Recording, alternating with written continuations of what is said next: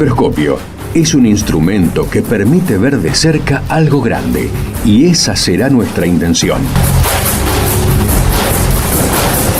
Acercarnos desde las pequeñas historias personales y sus recorridos al sistema científico nacional. ¿Quiénes lo conforman? ¿Cómo llegaron allí? ¿Desde dónde partieron? ¿Qué obstáculos tuvieron que sortear? Son solo algunas de las preguntas que estaremos contestando en nuestro programa. Les invitamos a escuchar estas trayectorias y a sus protagonistas.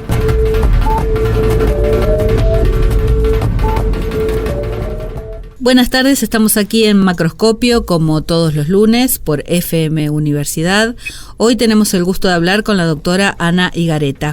Ana es licenciada en Antropología y es doctora en Ciencias Naturales por la Universidad Nacional de La Plata, es investigadora de CONICET, se dedica a la arqueología histórica urbana, ciudades que ya no están, es su tema de investigación, análisis de un caso de arquitectura doméstica y registro asociado del periodo tardío en San Juan.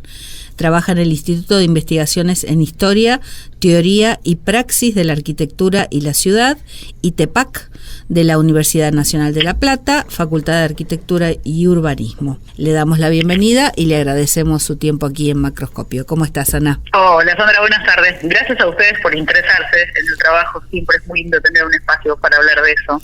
Buenísimo. Ana la conocimos hace poquito, hace unos días, el mes pasado estuvimos aquí en el Congreso Nacional de Arqueología Histórica, donde tuvimos la suerte de contar con la presencia de un montón de arqueólogos de todo el país, algunos bronces, gente de mucho prestigio y de mucha experiencia, nuevas camadas de arqueólogos, lo que es estimulante, ¿no? Sobre todo en este contexto tan difícil. Así que bueno. La verdad que fue muy lindo, no solo nuevas camadas, sino gente que no hace arqueología histórica, que fue a presentar cosas vinculadas a la arqueología histórica y se sintió bienvenida, que es una característica de la arqueología histórica. Es una de las fortalezas de la especialidad, ser muy abierta a la interdisciplina y al trabajar con otra gente que no es estrictamente arqueólogo. Sí, es algo que yo noté, el clima de camaradería, ¿no? Más allá de la disciplina o del título, digamos que hay mucha armonía en esos grupos, por lo menos en los congresos, ¿no? Obviamente en los equipos quizás haya otras dinámicas, pero son grupos muy amables, muy alegres. La verdad que es un gusto haber conocido, bueno, ya es mi segundo encuentro, el anterior fue el EDAN, que fue específicamente de arqueología del Nordeste, pero gente realmente muy, bueno, con mucho conocimiento, con muchos años. Los trabajos que han presentado son muy interesantes, realmente despiertan la curiosidad y dan cuenta de que, bueno, de qué importante es saber del pasado, ¿no? De este país y, bueno, de la región y de otros contextos. Así que, bueno, sí, la verdad una que alegría. Eso que vos veías, el clima de camaradería fue muy lindo, estuvo muy, muy lindo. Contame, después Ana. Nos matamos, cuando no nos están viendo todo el mundo, por nos eso, matamos, bueno, sí, por eso te decía. Pero bueno, los equipos, en la dinámica cotidiana, por ahí se dan otras cosas, pero bueno, por lo menos en los congresos somos todos buenos y nos queremos. Somos civilizados, sí. Contame, Ana, ¿por qué te dedicaste a la antropología, a la arqueología? ¿Cómo nace esta curiosidad, este interés por la disciplina? Mira, yo siempre digo, tengo una historia un poco diferente a la mayor parte de los colegas, porque muchos de los arqueólogos quisieron ser arqueólogos desde chiquititos. Hay como muchas historias de gente que quiso ser arqueóloga desde muy chiquita.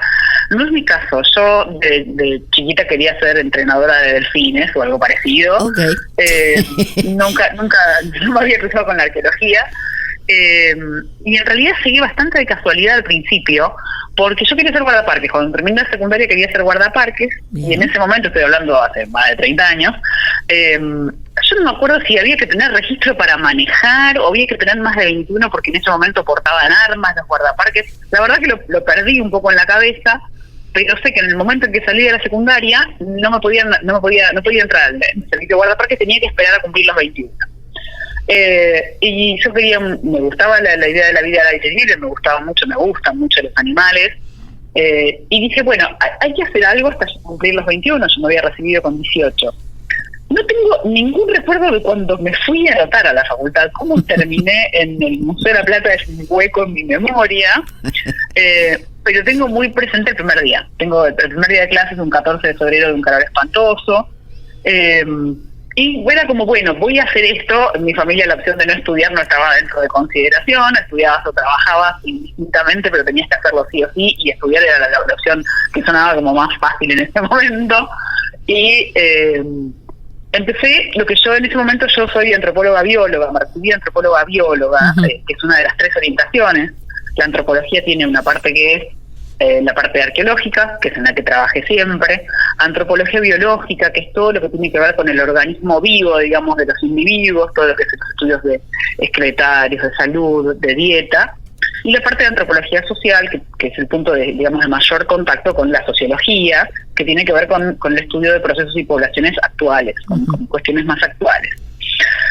Yo me empecé con antropología biológica porque me gustaba el tema de enfermedades y estas cosas sobre los esqueletos antiguos, pero el problema es que en algún momento me crucé con la arqueología histórica. Muy rápidamente, en segundo año, empecé a colaborar como voluntaria en un proyecto de arqueología histórica que en ese momento se estaba inventando. Te estoy hablando del año 95. No se estaba inventando, es mentira, porque ya la habían inventado hace unos 15 años en Argentina, pero no estaba muy dentro de las consideraciones académicas.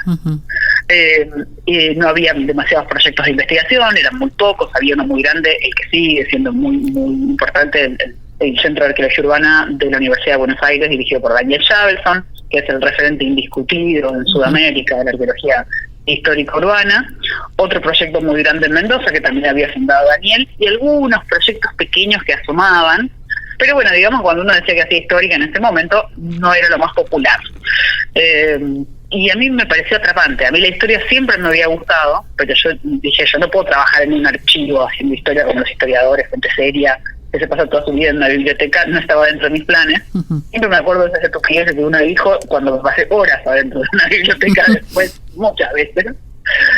Pero bueno, y nada, y empecé a trabajar con ese equipo y después me resultó absolutamente atrapante y la idea del guardaparques quedó muy lejos.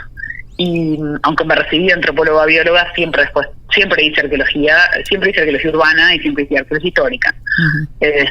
Y fue como, bueno, a veces lo que tenés que hacer te encuentra a vos, no es que vos lo encontrás a tu actividad, sino la actividad que te encuentra. En ese transcurrir por la carrera, ¿cuándo decidís dedicarte a la investigación? ¿O siempre estuvo como objetivo, como plan a futuro? Yo siempre tuve la suerte de tener 2 directores fantásticos, los 2 locos, completamente locos, que son justamente Daniel Shavelson y Rodolfo Raffino, que fue mi otro director. Raffino falleció hace como 10 años. Eran 2 desquiciados completos, 2 referentes en su campo. Daniel, te decía, en la arqueología histórica, y Raffino en la arqueología del mundo inca en Argentina, pero que tenían en común el disfrute por el trabajo. A los 2 les gusta, a Daniel le gusta todavía, y Raffino disfrutaba mucho trabajar en lo que trabajaban. Y cuando vos tenés directores así, claro, que vos ves que los disfrutan, en general decís, esto me gusta mucho. Y tuve la suerte de que tuvieran 2 perfiles muy opuestos. Raffino era la ultra ortodoxia, profesor titular de la facultad, fue jefe de división de la División de Arqueología del Museo de la Plata, como una carrera muy académica, muy estructurada.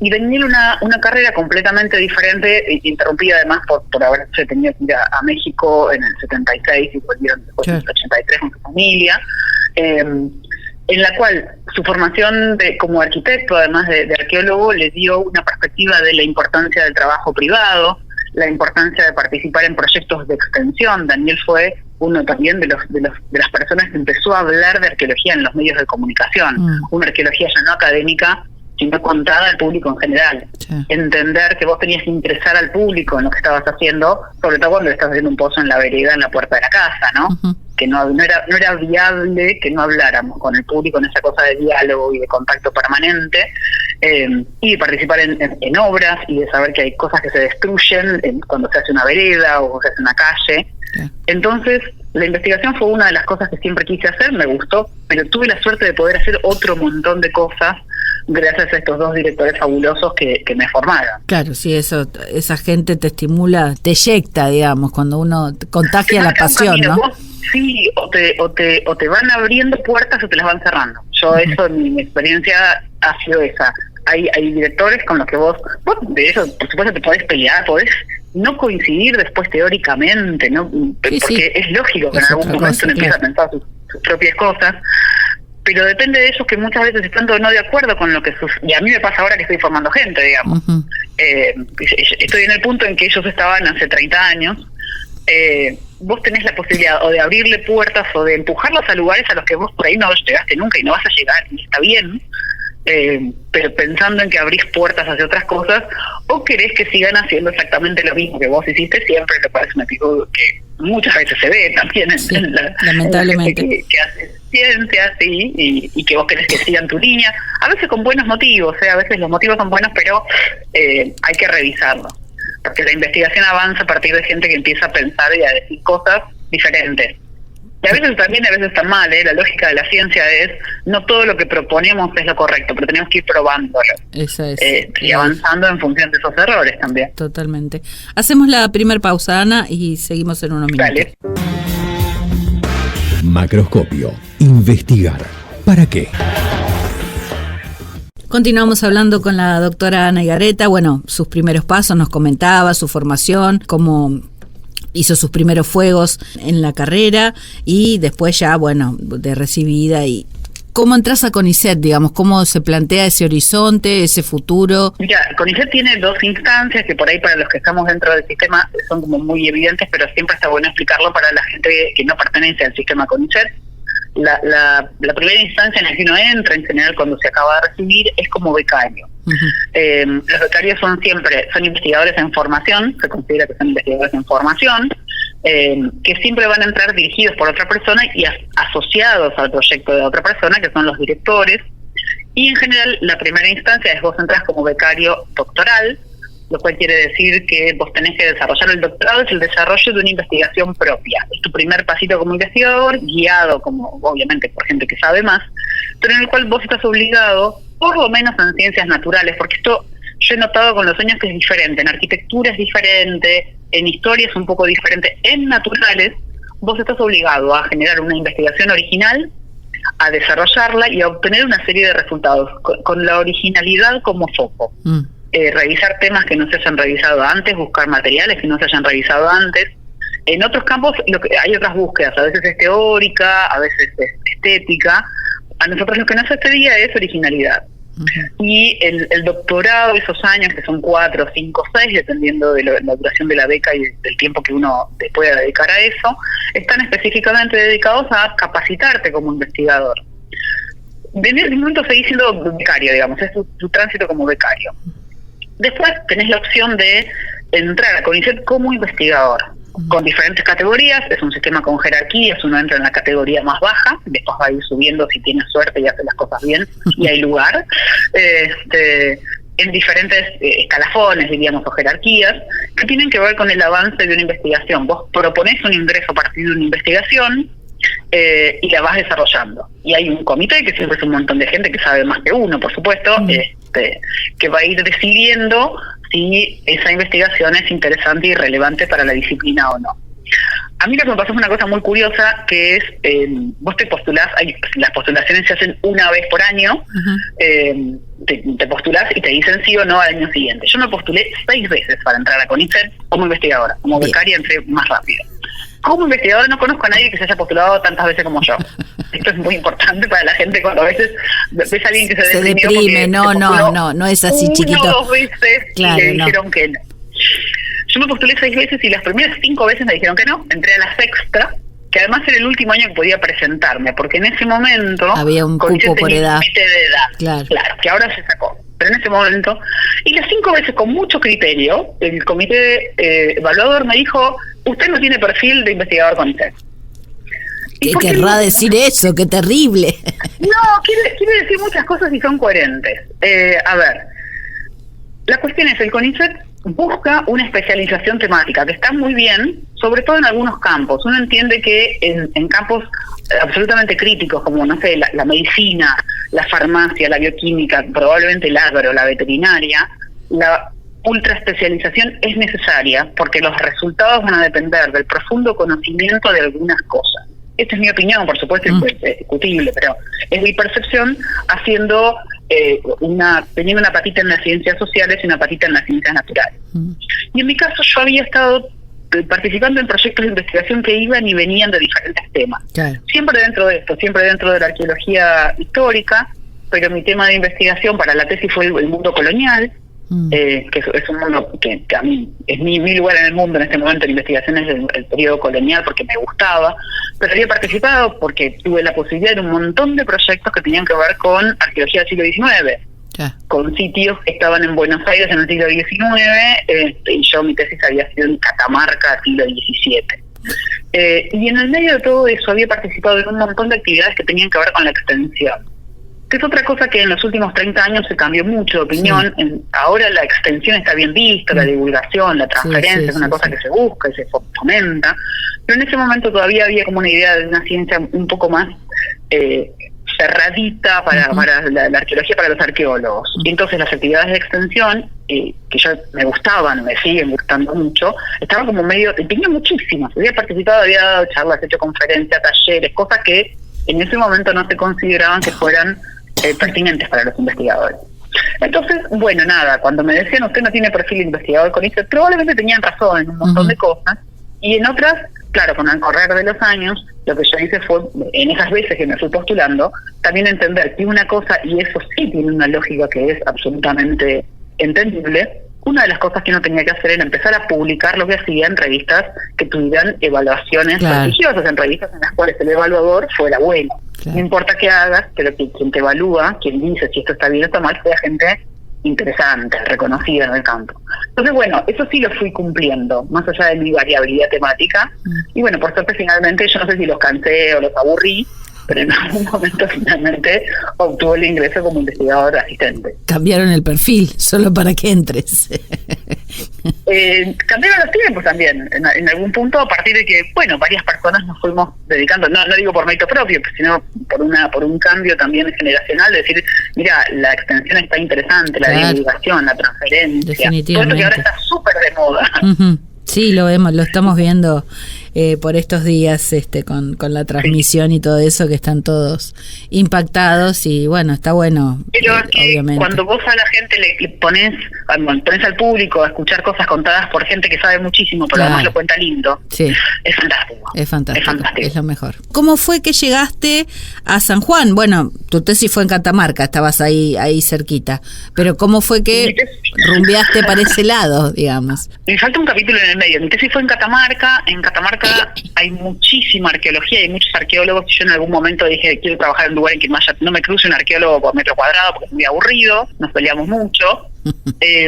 Hice una investigación postdoctoral, que fueron un par de años después, en Santiago del Estero. Bien. Yo en ningún lugar de Argentina fui tan feliz trabajando como en Santiago del Estero, porque el clima es durísimo, pero la gente es maravillosa. Para mí, siempre digo, mi mejor experiencia profesional en términos humanos fue Santiago, trabajando justamente con un tema que tenía que ver con la ocupación colonial de Santiago, con eso, unas condiciones climáticas complejas, y siempre moverse y siempre viajar. Nosotros somos de La Plata, o sea, llegar a cualquier lado desde La Plata implica una cuestión de permisos y de movimiento y de gasto que a veces no, siempre se hace complicado, a veces se resuelve mejor y a veces peor, pero la verdad es que fue muy buena esa experiencia, lamentablemente sin demasiados resultados concretos para mostrar.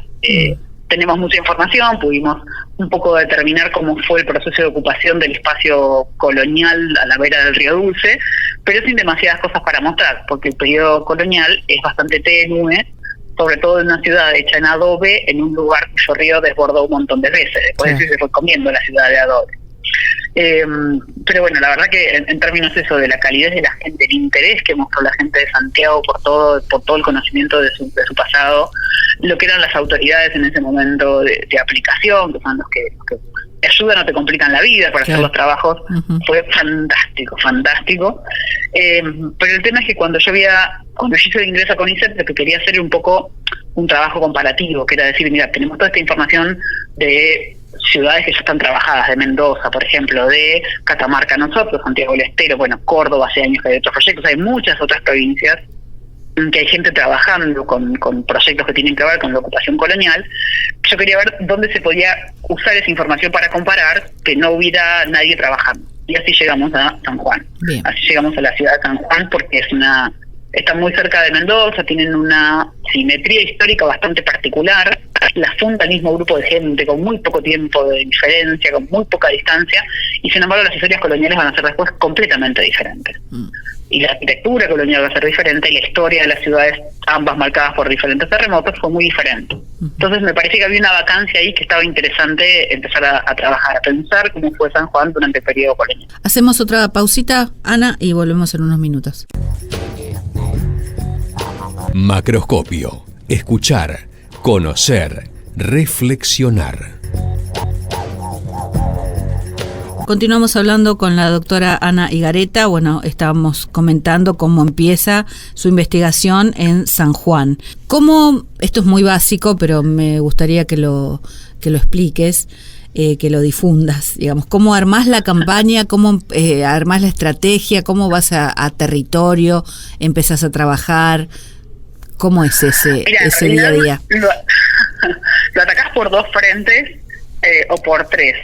En principio yo tengo la suerte de tener un equipo de gente fabulosa. A lo largo de los 30 años tuve la suerte de tener ya 3 equipos, porque siempre trabajamos con alumnos de la carrera, que después se van recibiendo y desarrollando sus propias investigaciones, ¿no? Obviamente hay una renovación lógica, pero en principio lo charlas con tu equipo, pensamos entre todos, bueno, este es el tema lo propongo yo, pero entre todos vamos eligiendo qué queremos hacer.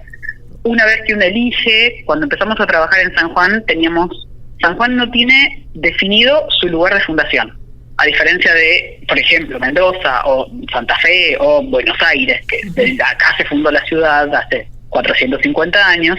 En San Juan ese lugar no está identificado, porque bueno, la ciudad se movió, forma parte de un relato colonial que también es bastante interesante, y teníamos idea a partir de una serie de documentos y de nuestra propia indagación en archivos que podía ser en estos 3 lugares. Entonces lo primero que haces es pedir permiso a ver si te dejan ir a excavar en esos 3 lugares, lo cual implica un trámite. Las provincias ahora están un poco más aceitadas también, las provincias y Buenos Aires. En esto Buenos Aires no es mejor para nada. ¿En quién te da permiso para hacer un trabajo arqueológico? Claro. Que hasta hace 20 años no existía una ley que regulara eso. A veces te dejaban, a veces no, a veces sabían que ellos eran la autoridad para darte permiso, a veces no. Entonces empezás como una especie de investigación de contacto, es decir, ¿quién me da permiso? Nosotros hemos excavado con permiso de turismo, con permiso de cultura, con permiso, ahora hay una entidad que te lo tiene que dar, pero hemos excavado con permiso de planeamiento urbano, por ejemplo. Porque era confuso incluso para las autoridades saber quién regulaba el trabajo arqueológico. Entonces, bueno, presentás todos los papeles que implican los antecedentes, tu proyecto de investigación, decir qué vas a hacer, explicar qué es lo que hace un arqueólogo, que también tiene su vuelta importante, decir, bueno, vas a hacer pozos de qué profundidad, con maquinaria, con un bobcat, hay toda una explicación que hay que dar que es muy lógica y bastante interesante.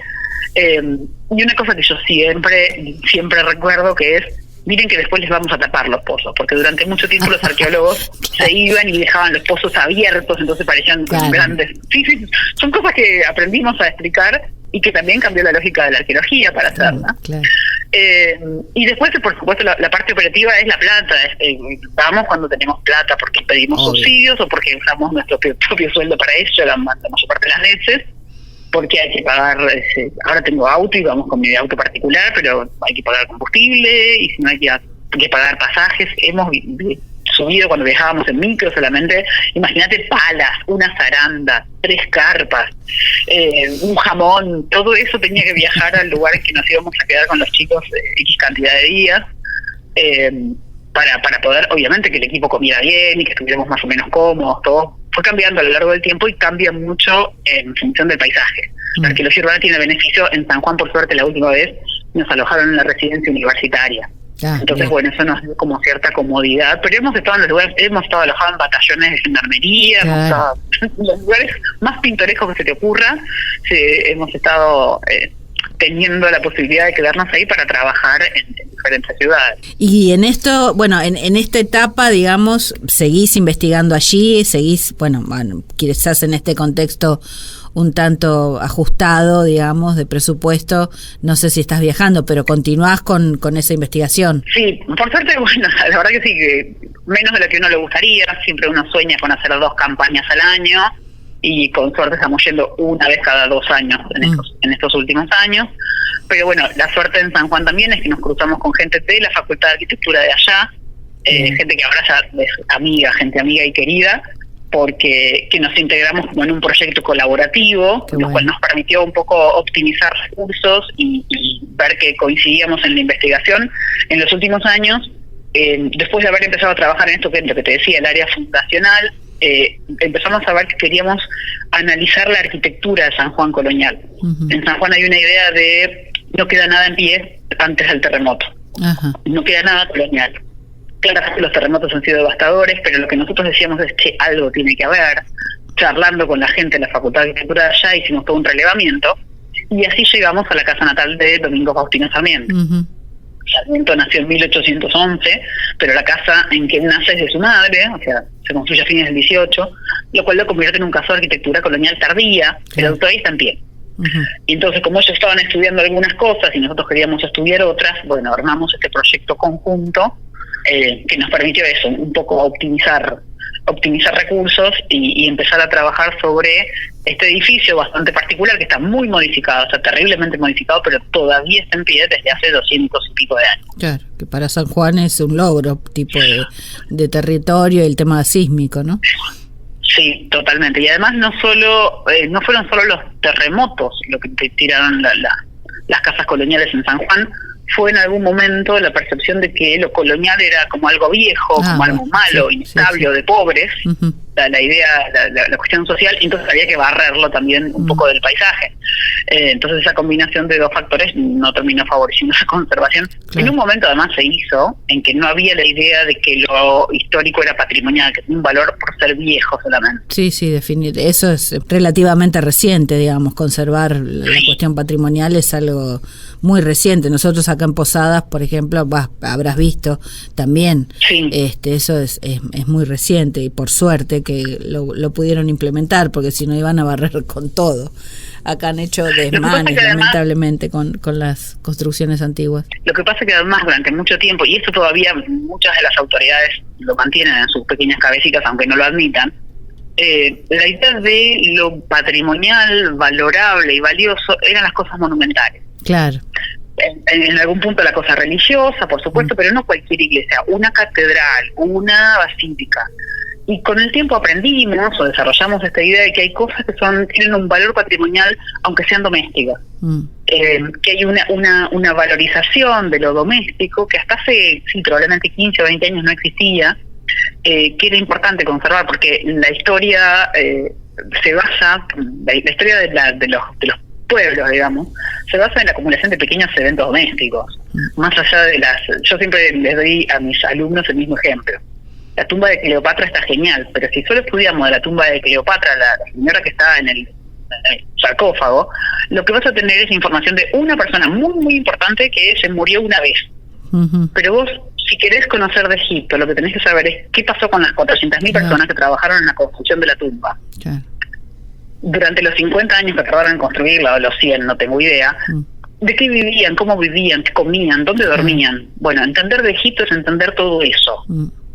Es entender esa gente. Y lo mismo, entender la historia colonial de San Juan no es trabajar sobre su catedral, que era una sola, sino sobre dónde vivían todas las personas que vivían en San Juan, la mayor parte de la población de San Juan. Esa es por lo menos la perspectiva de la cual nosotros abordamos el análisis. De este trazado antiguo, inicial de la ciudad de San Juan, donde haya sido su generación, digamos, ¿ha quedado algo? ¿Se ha transformado completamente? Bueno, siempre, viste, yo digo en la arqueología es hasta hoy, porque mañana alguien encuentra algo y todo cambia. Claro. Así que hasta este momento, en la parte del trazado original no encontramos nada que nos indique que se haya conservado parte de ese trazado original. Sí pudimos, y en esto tiene mucho que ver el trabajo que hicimos en Casa Natal, sí pudimos empezar a pensar que San Juan no puede entenderse como paisaje urbano si no es con acequias. Que es una cosa que yo te lo digo a vos, que vivís en Posadas, que tienen el Paraná rodeando toda la ciudad, pero es un mundo completamente diferente. Claro. Que toda la historia urbana de San Juan se va a escribir en función de cómo se derivó el agua a partir de un par de ríos, de arroyos, de canales, que algunos probablemente tenían un origen prehispánico, para darle agua a esta población. Y que en realidad la ciudad va a desarrollar su morfología a partir de eso. de una relación directa y doméstica con las acequias. Es una ciudad que tenía muchísimas acequias, es un rasgo que comparten con, bueno, por supuesto con Mendoza, con algunas otras ciudades chilenas, pero es muy regional, muy particular, claro. Y solamente lo entendés un día que vas en verano a San Juan, ¿no? Como que es una cosa totalmente asociada a ese espacio, y lo que estamos viendo es que tal vez, si no se conservaron otros rasgos, todavía queden algunos elementos asociados con este trazado de acequias, que por ahí se puede recuperar algo. Pero empezamos a pensar hace un tiempo y recién estamos buscando evidencia para sustentar esta idea. Hacemos la última pausita, Ana, y volvemos en unos minutos. Macroscopio, lunes de 18 a 19. Conduce Sandra Nicosia. Continuamos hablando con Ana Higareta, ya para finalizar, nos estábamos riendo fuera de aire porque pasó volando esta pequeña charla. Estaba hablando ella explicándonos el tema del trazado original de la ciudad de San Juan y del tema de las acequias. Y pensaba eso, ¿no? Que me decías que bueno, que todo se armó para llevar agua a la ciudad. Y después recordaba lo que dijiste hace un ratito, esto de la vida doméstica. Ese agua, esa canalización, esas acequias, obviamente eran para la vida cotidiana y supongo que también para producción, pero para muchas otras cosas. Bueno, en muchas otras cosas está el secreto de lo que nosotros estamos viendo, porque hay como una idea que es absolutamente correcta, que es San Juan tenía muchísimas huertas y viñedos internos, en una ciudad con muchísima producción local, porque estaba como bastante aislada de otros circuitos comerciales, entonces había mucha huerta, mucha chacra, había mucho consumo del agua por parte de los animales, claro. Pero cuando vos empezás a poner sobre ese paisaje la vivienda de pequeñas personas que van con sus pequeñas casas, todas asociadas a la acequia, lo que tenés es en algún momento una población que saca agua y además de esas pequeñas acequias que se empiezan a multiplicar. Las acequias no tenían un orden con una autoridad que las controlara. Uh-huh. Entonces la gente hacía una zanja de la zanja de la zanja de la zanja, claro, para regar lo que quisiera, para tener su estanquecito con patos, para lavar la ropa, para lavar los platos, para lavar al bebé, para poner la letrina sobre la cual desagotaba todas las aguas sucias de las casas. Entonces el paisaje se empieza a complejizar y empezás a pensar en una San Juan un poco menos fragante. Hablando con amigos de San Juan nos decían que le matábamos el cuentito de la ciudad florida y la ciudad fragante, porque empieza a ensuciarse un poco la imagen de la ciudad. Porque es un lugar en que es difícil perforar, es un lugar en que hacer un pozo ciego vos pensás que San Juan tiene de los áridos más duros del mundo. Claro. No es una ciudad en que, como en Buenos Aires, en Posadas, puedes hacer un pozo ciego con facilidad. Estamos hablando de un territorio sobre roca, claro, bastante dura. Entonces la opción era que todo se lo llevara el agua. Claro. Pero bueno, eso generó un paisaje urbano que en algún momento tiene que ver con epidemias claro, y explica un montón de cosas de la historia. ¿Por qué un lugar que tiene un río que no tiene sedimentos, que arranca casi sin contaminación, como el río San Juan, como el arroyo del Sonda, son maravillosos, claro, arroyos y aguas de montaña, de manantial, de deshielo, en algún momento van a terminar derivando en una población que tiene muchos problemas de salud en algunos brotes? Y bueno, porque justamente el uso de las acequias domésticamente va a generar va a saturar lo que pueden mover las aguas. Es una historia que te digo, en Santiago de Chile pasó exactamente lo mismo para el otro lado de la cordillera. Claro. Y en algún momento tuvieron que drenar todo por la cantidad de basura tirada en los canales. Una historia maravillosa que está en los archivos de San Juan. Es un pleito entre dos vecinos. Siempre hay alguien que vive aguas arriba y alguien que vive aguas abajo. Claro. Esto queda claro, ¿no? Sí. Bueno, un vecino que tiró a la acequia una vaca muerta esperando que se la llevara el agua. Ay, claro. Ya, vos primero calculá el tamaño de las acequias, que no eran tan grandes, y después imaginate la mugre que genera una vaca muerta, que no sé cuántos, no, claro, 500 kilos, 600 kilos, y todo un pleito porque, claro, se empezó a acumular basura, la vaca se pudrió, pero el agua no se la llevaba porque había sequía en ese momento. Las acequias tenían muy poca agua, y cómo eso va a impactar en la vida de todas las personas que viven aguas abajo. Aguas abajo, claro. Claro. Entonces, bueno, nada, de esto se trata de pensarla. La arqueología sirve para esto, para entender la historia de la ciudad, la historia de la salud, la historia de los conflictos entre vecinos a lo largo de los últimos 400, 500 años, en principio en función de eventos que son tan menores como dónde tirás vos tu basura.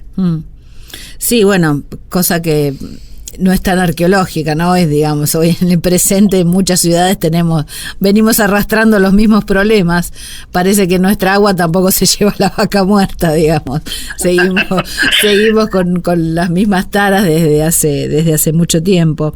Bueno, yo siempre digo que la arqueología tendría que, más allá de que entendemos que hay una historia que es bastante repetitiva y circular, esta cosa de alguien en algún momento solucionó eso en el pasado. Entonces, ¿por qué no busquemos soluciones en el pasado también y ver si podemos replicarlas y ver si algo de eso nos sirve, no solo para aprender sobre lo que pasó y no repetir algunas estupideces, sino ver, bueno, si eso se solucionó de alguna forma, podemos pensar en aplicar eso a algo de eso ahora. Uh-huh. A veces funciona y la arqueología sirve para el futuro, no solo para el pasado. Claro. Sí, aparte, bueno, obviamente, además de transformarse las ciudades, la población, la cantidad de gente y todo cambió muchísimo. Así que seguramente algunas de esas soluciones pueden aplicarse hoy, mejorarse y con toda la tecnología además. Claro. Bueno, hacer que las cosas vayan mejor. Y en Pero hay que conocerlo. Claro, por supuesto. Primero hay que saber qué hacían para dirimir estos problemas. La investigación hoy, ¿cómo sigue en este contexto? Bueno, ya me dijiste que hacen menos trabajo de campo, no obstante tienen su pata ahí sanjuanina situada en el territorio, pero digamos, ¿cuál es la perspectiva a corto plazo o largo plazo? Mira, en este momento la perspectiva, justo hoy nos reunimos con algunos de los chicos del equipo, estamos en uno de los grandes problemas que tuvimos para trabajar cuando uno trabaja en lugares como Casa Natal del Sarmiento, que es en este caso es el primer monumento histórico de Argentina, pero además es un museo. Tuvimos varios problemas porque cambiaron muchas veces de autoridades. En los últimos 7, 8 años, creo que tuvimos, en 5 años cambiaron 7 veces de director, lo cual nos obliga todo el tiempo a empezar de vuelta todo el trámite, porque obviamente tenés que presentar tus papeles, tus credenciales con los nuevos directores. Eso nos viene atrasando muchísimo, porque es lógico que cada director nuevo que viene quiere saber quiénes somos nosotros y qué hacemos. Y ahora estamos un poco trabados por eso, porque hubo un cambio de director hace un tiempo y estamos viendo si la nueva directora le parece adecuado, digamos, la propuesta que tenemos, que queremos terminar la excavación. Justamente estuvimos excavando en la parte que corresponde a lo que sería la acequia, es lo que queríamos terminar de excavar, pero como todavía no tenemos una respuesta en firme sobre eso, empezamos a avanzar sobre el trabajo en otro sentido, que es ver si podíamos ubicar algún otro edificio que fuera colonial. Seguimos en nuestra búsqueda de lo colonial en la ciudad, y encontramos que la casa en la que nació Fray Justo Santa María de Oro, que era tío de Sarmiento, padrino y demás, está en pie, resistió los terremotos, quedó dentro de una escuela y tiene 50 años, es 50 años más vieja casi que la casa natal de Sarmiento, es de 1772. Así que la idea es, vamos a hacer una primera campaña de exploración ahí de las paredes, digamos. Nosotros trabajamos con termografía, que es una forma de análisis no destructivo, no invasivo, sin contacto, que nos va a permitir estudiar las paredes y cómo estuvieron construidas y cómo se hicieron, porque también es interesante saber por qué estos edificios no se cayeron después de 5 terremotos. Claro. ¿Qué hay en su construcción que puede ser interesante para pensar, para retomar, para analizar, que diga, bueno, se mantuvieron en pie, mientras que edificios mucho más nuevos se cayeron? Así que nuestra perspectiva futuro, si nos dan las autorizaciones correspondientes y se alinean los planetas, es en septiembre estar trabajando en la casa de Fray Justo en la parte de análisis termográfico. Uy, qué bueno, eso es súper interesante. Quiero saber ya qué van a descubrir. Estaría más que interesante. Ana, te agradezco muchísimo tu tiempo. Espero que funcione todo, que les den los permisos, que puedan seguir avanzando en esto, que es importantísimo, ¿no? Porque como el impacto que eso puede tener hoy en este presente, lo que acabas de decir, ¿no? Porque esas casas no se cayeron después de tantos terremotos. Sería algo más que interesante y de rescatar y de conocer. Así que espero que salga todo bien, y de aquí el espacio para lo que quieras difundir, actividades, publicaciones, y espero ver fotos de la casa cuando ya les cuento. Dale, buenísimo. Te agradezco mucho. Hoy escuchamos en Macroscopio Autumn Lives de Miles Davis, My Favorite Things de John Coltrane y Miles Davis y John Coltrane, Kind of Blue. Nos despedimos hasta el próximo lunes. Recordamos que nos visiten en Spotify y YouTube en Macroscopio FM UNAM. Los saluda Sandra Nicosia, Operación Técnica Beco Blanco.